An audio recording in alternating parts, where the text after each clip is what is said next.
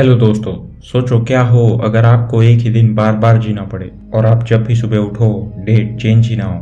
कुछ ऐसा ही होता है हमारी आज की कहानी में। कहानी की शुरुआत होती है और हमें ट्री दिखाई जाती है जो कि कॉलेज के डॉर्म रूम में सोई हुई होती है।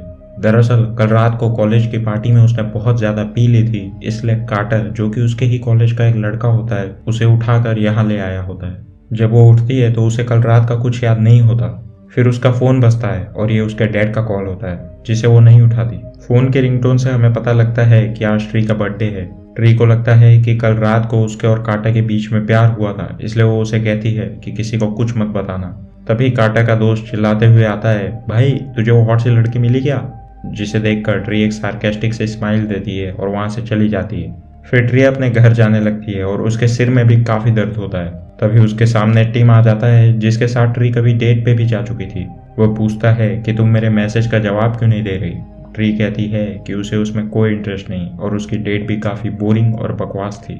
फिर वो घर पहुंचती है और वो पूरे रात घर पे नहीं थी, इसलिए उसकी बहन उसे रोक लेती है और पूछती है कौन था वो, कॉन्डम तो यूज किया था ना उसने। लेकिन ट्री उसका नाम बताने से मना कर देती है और उसकी बहन भी उसे ज्यादा फोर्स नहीं करती। फिर ट्री अपने कमरे में आती है। ट्री की रूममेट लॉरी उसे बताती है कि उसने कल रात को नशे में काफी कांड किए थे। उसके बाद लॉरी ट्री को बर्थडे विश करती है जो कि उसे ट्री के ड्राइविंग लाइसेंस से पता चला होता है। लेकिन ट्री केक को डस्टबिन में डाल देती है और कहती है कि उसे मोटा नहीं होना। कहानी में ट्री की दिखाई गई हरकतों से हमें पता चलता है कि उसका बिहेवियर काफी रूड और सेल्फिश टाइप का है। फिर ट्री अपने कॉलेज जाती है जहाँ पे कुछ ग्रुप डिस्कशन चल रहा होता है। डिस्कशन के बीच में एक स्टूडेंट अपने लिए खाना लाती है जिसे देखकर ग्रुप की लीडर उस पर भड़क जाती है, इसलिए वो खाना लेके जाने लगती है। लेकिन तभी वहाँ कार्टर आता है और वो उस लड़की से टकरा जाता है जिससे सारा खाना ट्री के ऊपर गिर जाता है। दरअसल वो ट्री को उसकी ब्रेसलेट देने आया होता है जो कि ट्री ने डॉर्म रूम में ही छोड़ दिया था। उसके बाद ट्री अपने कॉलेज के हॉस्पिटल एरिया में आती है जहाँ पर उसे लॉरी मिलती है। लॉरी यहाँ नर्स का काम करती है और आजकल वो दोनों शिफ्ट में काम कर रही होती है। लॉरी ट्री को कहती है कि तुम ये गलत कर रही हो और तुम्हें ये बंद कर देना चाहिए। दरअसल ट्री का कॉलेज के एक प्रोफेसर जो कि डॉक्टर भी होता है उसके साथ अफेयर चल रहा होता है और वो शादीशुदा होता है, इसलिए लॉरी उसे ऐसा कहती है। पर ट्री उसकी बात पे ध्यान नहीं देती और ग्रेगरी के ऑफिस में चली जाती है। फिर वहाँ ग्रेगरी आता है। वो कहता है कि आज वो ये सब नहीं कर सकता और बाहर काफी मरीज है।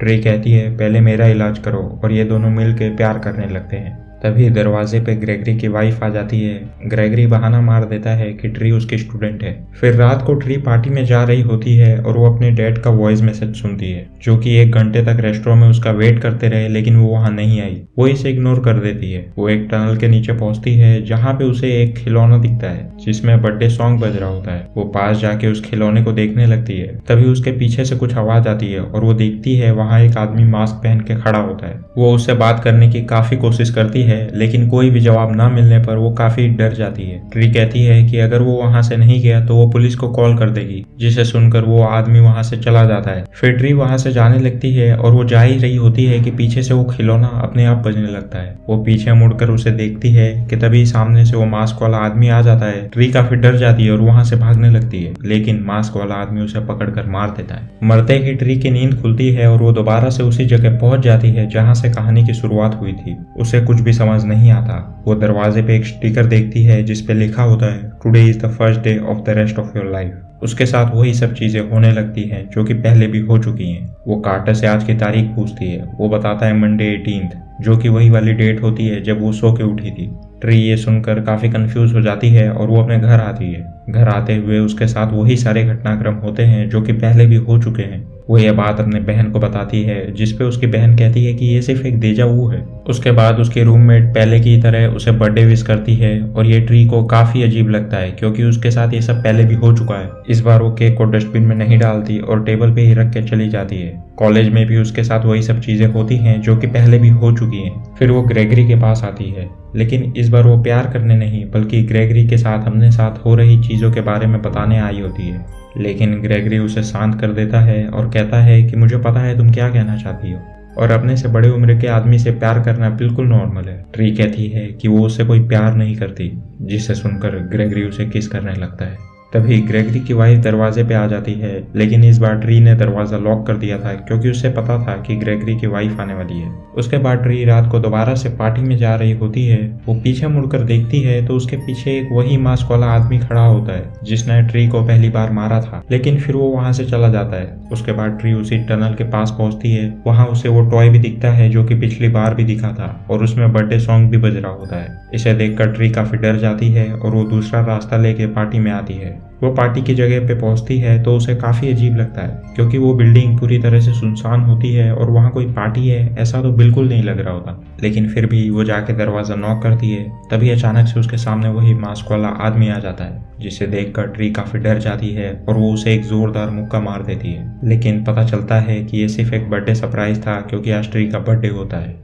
फिर पार्टी में ट्री और उसकी बहन एंजॉय कर रहे होते हैं कि तभी निक वहां आता है जिसने अभी अभी मुक्का खाया था। वो ट्री को लाइन मार रहा होता है और उसे इशारे से ऊपर बुलाता है। हालांकि वो ट्री की बहन को कोई भाव नहीं देता जो कि उससे पटने के लिए पूरी तरह से तैयार थी और उसके फालतू जोक्स पर भी हंस रही थी। फिर ट्री उसके पीछे एक रूम में जाती है और निक वहां लाउड म्यूजिक बजा के एंजॉय करने लगता है। ट्री अपने फोन पे होती है कि तभी पीछे से वो मास्क वाला आदमी आ जाता है और वो निक को मार देता है। फिर ट्री और मास्क वाले आदमी के बीच में लड़ाई होने लगती है। तभी वहां पे एक और आदमी आता है, लेकिन नशे में होने के कारण उसे कुछ समझ नहीं आता और वो चला जाता है और मास्क वाला आदमी फिर से ट्री को मार देता है। मरने के बाद ट्री फिर से उसी कमरे में पहुंच जाती है जहां से कहानी की शुरुआत हुई थी। इस बार ट्री बहुत ज्यादा डर जाती है। रास्ते में भी सभी घटनाक्रम एकदम सेम टू सेम होते हैं जो कि पहले भी हो चुके हैं।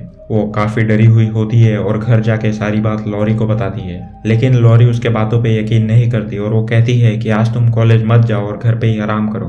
ट्री को भी ये आइडिया काफी अच्छा लगता है और वो कॉलेज नहीं जाती। वो सभी खिड़कियों पे प्लाई लगा देती है और रूम को पूरी तरह से सेफ कर देती है।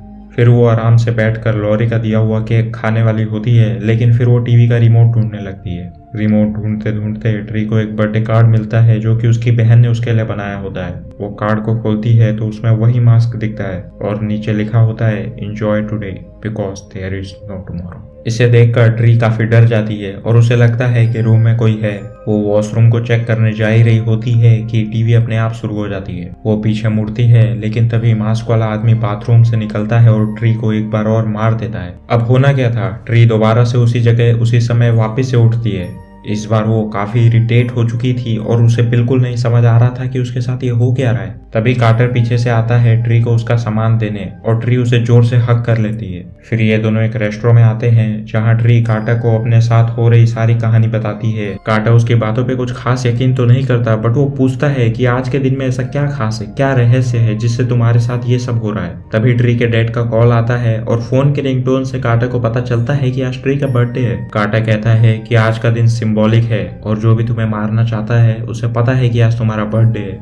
और वो ट्री को उन सभी लोगों की लिस्ट बनाने को कहता है जो कि ट्री का बर्थडे जानते हैं, ताकि ट्री उन सभी लोगों पर नजर रख सके और पता लगा सके कि उसे आखिरकार मार कौन रहा है। बातों ही बातों में ट्री को ये भी पता चलता है कि रात को उसके और कार्टर के बीच में कोई भी गलत काम नहीं हुआ था और कार्टर अपने दोस्त के बेड पर सोया था। उसके बाद ट्री अपने सभी सस्पेक्ट्स पे नजर रखती है और एक एक करके सभी का नाम काटती जाती है। वो हर बार मरती है लेकिन अपनी खोज जारी रखती है। अब उसे मरने की आदत हो चुकी थी और वो बिंदास हो चुकी थी, इसलिए वो एक बार बिना कपड़ों के बाहर आ जाती है क्योंकि उसे पता था कि किसी को कुछ भी याद नहीं रहने वाला। उसके बाद हम देखते हैं ट्री सुबह दोबारा से उठती है, लेकिन आज उसका सर कुछ ज्यादा ही घूम रहा होता है और वो वहीं बेहोश हो जाती है। फिर कार्टर उसे उठाकर हॉस्पिटल में ले आता है। फिर ग्रेगरी भी वहां आता है। वो ट्री की रिपोर्ट्स देखकर बताता है कि ट्री को अब तक जिंदा नहीं होना चाहिए था और उसे भी नहीं पता कि ट्री अब तक जिंदा कैसे है। ये सुनकर ट्री वहां से जाने लगती है, लेकिन ग्रेगरी उसे समझाकर वापस सुला देता है। लेकिन ग्रेगरी के जाते ही ट्री वहां से जाने लगती है। दरअसल ट्री का प्लान यहाँ से गाड़ी लेके कहीं दूर भाग जाना था ताकि वो मास्क वाला आदमी उसे मार ना पाए। ट्री गाड़ी की चाबी लेने ग्रेगरी के ऑफिस में आती है। वहां पर चाबी ढूंढते हुए उसे वही मास्क ग्रेगरी के ड्रॉवर में मिलता है। ट्री को पता चल जाता है कि ग्रेगरी उसे मार रहा है और वो गाड़ी की चाबी लेके जाने लगती है। वो जा ही रही होती है कि ग्रेगरी उसके सामने आ जाता है।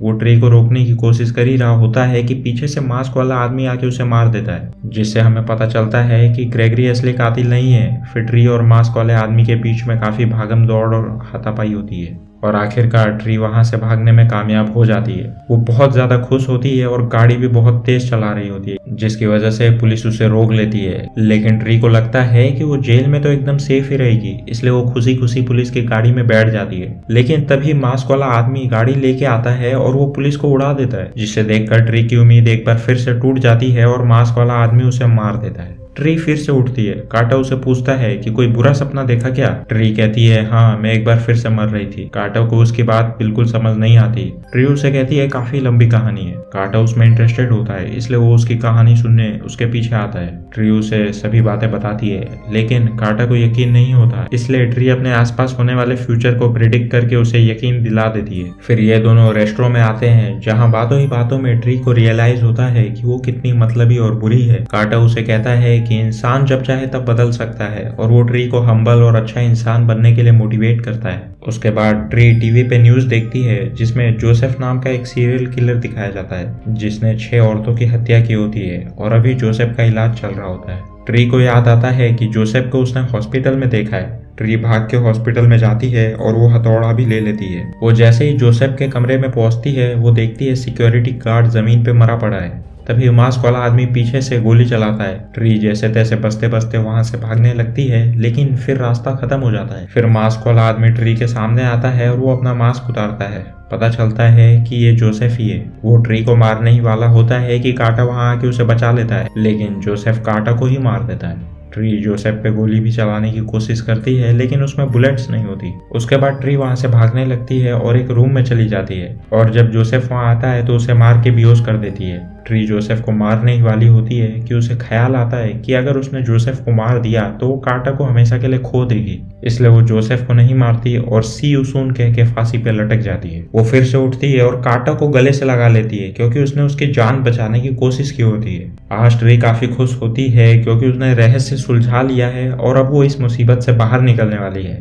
इस बार ट्री वो सभी काम करती है जो कि एक अच्छे इंसान को करने चाहिए, और ग्रेगरी से भी ब्रेकअप कर लेती है, क्योंकि ग्रेगरी शादीशुदा होता है और वो अपनी पत्नी को धोखा दे रहा था। और फिर जब ग्रुप मीटिंग में काटा ट्री को ब्रेसलेट देने आता है, ट्री उसे जोरदार किस करती है और रात को अपने बर्थडे पार्टी में आने के लिए इनवाइट भी करती है, जिसपे काटा मान जाता है। उसके बाद ट्री अपने डैड से मिलने जाती है, जो कि रेस्टोरेंट में उसका वेट कर रहे होते हैं, और दोनों के बीच काफी अच्छी बातें होती है। अब रात का समय होता है और ट्री जोसेफ को मारने के लिए पूरी तरह से तैयार होती है। वो जोसेफ के कमरे के बाहर आती है और वहां बैठे सिक्योरिटी गार्ड की गन लेकर उसे वहां से भगा देती है। उसके बाद वो अंदर जाती है और जोसेफ को गोली मारने लगती है, लेकिन गोली नहीं चलती, क्योंकि गन में सेफ्टी लॉक लगा हुआ था। तभी जोसेफ, जो कि सोने का नाटक कर रहा था, वो उठता है और ट्री को मारने लगता है, लेकिन तभी लाइट्स चली जाती है और ट्री गन लेकर उसे मार देती है। उसके बाद ट्री और कार्टर मिलके ट्री का बर्थडे सेलिब्रेट करते हैं और केक खाते हैं, जो कि लॉरी ने उसे दिया था। ट्री आज काफी दिनों बाद इतनी खुश होती है। उसके बाद सुबह होती है और ट्री दोबारा से उसी जगह पे उठती है जहां से कहानी की शुरुआत हुई थी, और फिर से सब कुछ वैसा का वैसा ही हो रहा था जो कि पहले भी हो चुका था। अब ट्री ये सबसे काफी तंग हो जाती है और वो घर आके अपना बैग पैक करने लगती है। लॉरी के पूछने पे ट्री बताती है कि वो यहाँ से बहुत दूर जा रही है। फिर लॉरी उसके लिए केक लाती है। ट्री कहती है कि थैंक्स, लेकिन मैंने ये कल ही खा लिया था। लेकिन फिर ट्री को समझ आता है कि वो नींद में ही मर गई थी।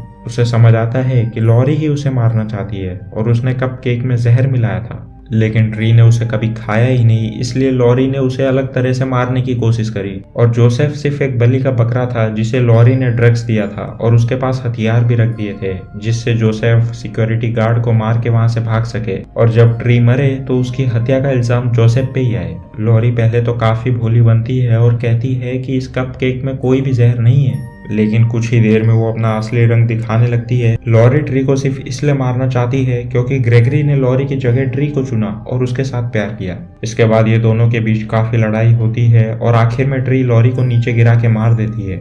उसके बाद वहाँ काफी सारी पुलिस और मीडिया वाले आ जाते हैं। लॉरी और कार्टर रेस्टोरेंट में ये सब देख रहे होते हैं। कार्टर कहता है कि आज तुम्हारा बेडरूम क्राइम सीन बन चुका है, तो आज तुम मेरे रूम में क्यों नहीं सो जाती। ट्री भी इसके लिए मान जाती है क्योंकि वो कार्टर से प्यार करने लगी थी। उसके बाद सुबह दोबारा से ट्री उठती है और सब कुछ वही हो रहा होता है। इस बार वो पूरी तरह से टूट जाती है, पर तभी कार्टर बताता है कि ये सिर्फ एक मजाक था और आज ट्यूसडे 19 है। उसके बाद ये दोनों प्यार करने लगते हैं और मूवी यहीं पे खत्म हो जाती है।